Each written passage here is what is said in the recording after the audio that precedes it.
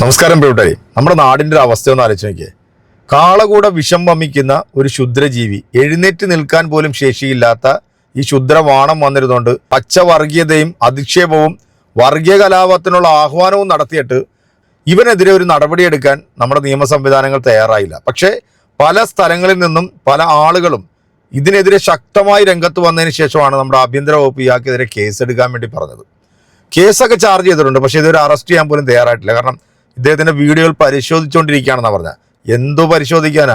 ആ രണ്ട് വീഡിയോയിലും വളരെ വ്യക്തമായിട്ട് ഇവിടുത്തെ വിദ്യാർത്ഥി സമൂഹത്തെയും മക്കളുടെ പ്രായമുള്ള കുട്ടികളെ കുറിച്ചിട്ട് ഇത്രയും മോശമായിട്ടുള്ള പരാമർശം നടത്തിയിട്ടുള്ള ഈ വൃത്തികെട്ടവൻ്റെ രണ്ട് വീഡിയോകൾ കണ്ട് നിരീക്ഷിച്ചിട്ട് വേണോ ഈ ഊളനെ പൊക്കിയെടുത്ത് അകത്താക്കാൻ?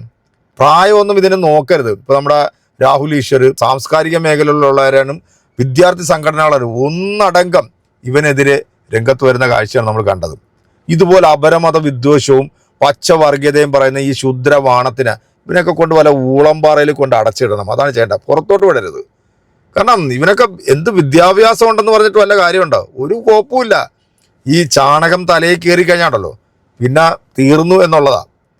അത്രത്തോളം നമ്മുടെ കേരളത്തിലെ മലയാളികൾക്ക് അപമാനമാണ് ഇവനെപ്പോലുള്ള പിഴച്ചവന്മാർ. സത്യം RSS ഇതിനെ തള്ളി പറഞ്ഞു കേട്ടോ. RSS ഈ വേട്ടാവളിനെ തള്ളി പറഞ്ഞു. കാരണം അത് അയാൾ പറഞ്ഞ അയാളുടെ അഭിപ്രായമാണെന്നാണ് പറഞ്ഞത്.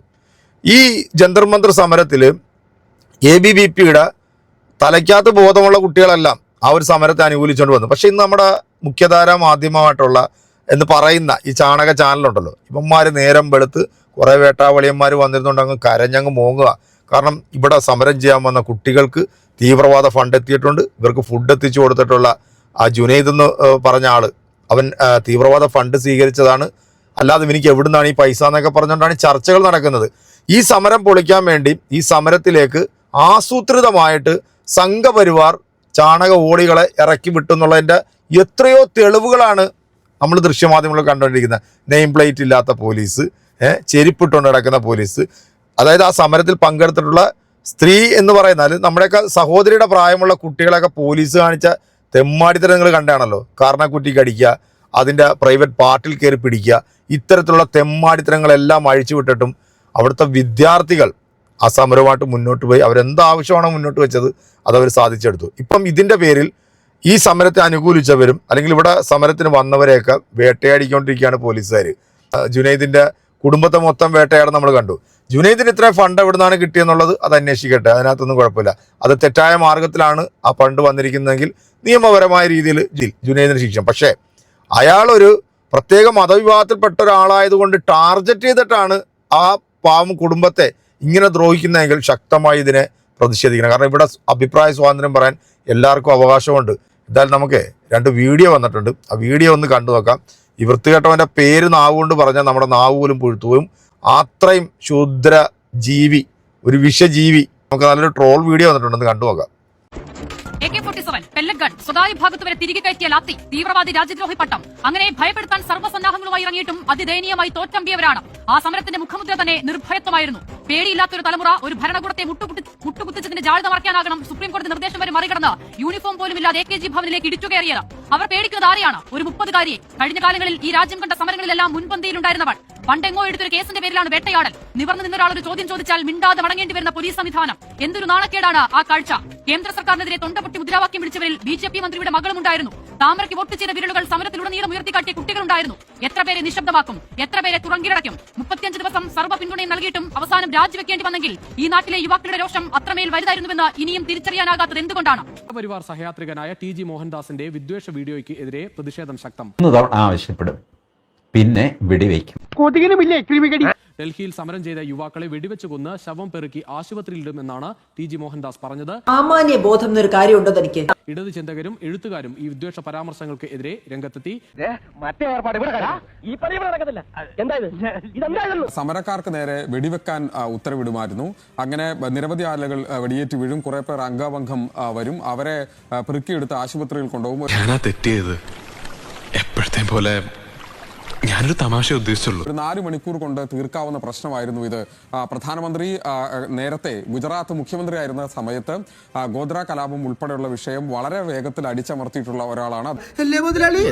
ഈ സത്യങ്ങളൊക്കെ ഇങ്ങനെ മണിമണി പോലെ തുറന്നു പറയണത് ഒരു സുഖം. ഈ പ്രതികരണം വന്നതോടുകൂടി വലിയ തരത്തിലുള്ള വിമർശനം ഇതിനെതിരെ ഉണ്ട്. ഇതൊക്കെ ഒരു ബോണസ് ആയിട്ട് കരുതിയാൽ മതി, എന്നും പ്രതീക്ഷിക്കല്ലേ. രാജ്യത്തെ വിദ്യാർത്ഥികളെ തന്നെ വെടിവെച്ച് കൊല്ലണം എന്ന ഒരു നിലപാടുള്ള ഒരു സംഘപരിവാർ സഹയാത്രികന് എന്ന നിലയിൽ വലിയ തോതിലുള്ള വിമർശനം അദ്ദേഹത്തിന് നേരെ ഉണ്ടാകുന്നു. സംഗതി കുളമായി.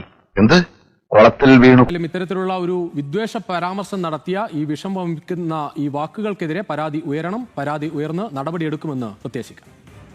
RSSന്റെയും സംഘപരിവാറിന്റെയും ഒക്കെ ബൗദ്ധിക പ്രമുഖാണെന്നാണ് തള്ളിക്കൊണ്ടിരുന്നത്. ഇപ്പൊ TG മോഹൻദാസിനെ RSS തന്നെ തള്ളി. ഒന്നുമില്ലേലും ഞാൻ നിന്റെ അമ്മാവനല്ലേ. സർവസംഘ പരിത്യാഗിയായ നമുക്ക് അമ്മാവനില്ല, അമ്മായിയില്ല, അമ്മയില്ല, അച്ഛനില്ല. ഒടുവിൽ പറഞ്ഞത് ശരിക്കും സത്യമാണോ സമീ? RSS നേതാവ് TG മോഹൻദാസിന്റെ വിവാദ പരാമർശം cyber cell IG P Prakash അന്വേഷിക്കും. പെട്ടെന്ന് ഒരു ഐഡിയ തോന്നിയതാ സാർ. AIYF നൽകിയ പരാതിയിലാണ് ആഭ്യന്തരമന്ത്രി നിർദ്ദേശം നൽകിയിരിക്കുന്നത്. ജന്തർ മന്ദറിൽ സമരം ചെയ്തവർക്കെതിരെയാണ് TG മോഹൻദാസ് അധിക്ഷേപ പരാമർശം നടത്തിയത്. അങ്ങനെ ഒരു മോഹം തോന്നി, നടന്നു കിട്ടിയാച്ചാൽ ഒരു കളറാവൂലോ. വളരെ ഗൗരവത്തോടു കൂടി കാണണമെന്നുള്ള രീതിയിൽ പല ഭാഗത്തുനിന്നും പരാതികൾ വന്നിരുന്നു. ഇപ്പോൾ സൈബർ സെൽ IGP പ്രകാശനാണ് അന്വേഷണ ചുമതല. ഏത് പട്ടിക്കും എന്ത് വേണമെങ്കിലും ആഗ്രഹിക്കാം, പക്ഷെ അതൊക്കെ നടക്കണമെന്ന് വാശി പിടിക്കുന്നത് അത്ര നല്ലതല്ല. CJP സമരങ്ങളെ കുറിച്ച് നടത്തിയ പ്രസ്താവന അപലപനീയമാണ്. അത്തരം കാഴ്ചപ്പാടുകളോടും RSS ഒരു തരത്തിലും യോജിക്കുന്നില്ല. വെറുതെ അല്ല തന്നെ നാട്ടുകാർ പ്രാകുന്നത്. എന്തിനാടോ ഈ വയസ്സുകാലത്ത് കണ്ടവന്റെ ഒക്കെ ശാപം വാങ്ങി തലയെ കെട്ടി വെക്കുന്നത്. മോഹൻദാസ് RSSന്റെ ഒരു ചുമതലയും വഹിക്കുന്നില്ലെന്നും നേതൃത്വം.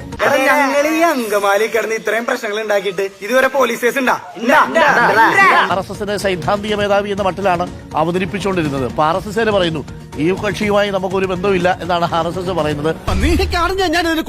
അങ്ങനെ പറയുന്നവർക്ക് ഇതിന് അപമാനമായി തീരും. എന്തായാലും RSS കാര്യങ്ങൾ വ്യക്തമാക്കുകയാണോ BS സുജിത്ത്? പോലീസുകാര് ദുഃഖിവലം ചെയ്യുവോ? ഉമ്മ വയ്ക്കും.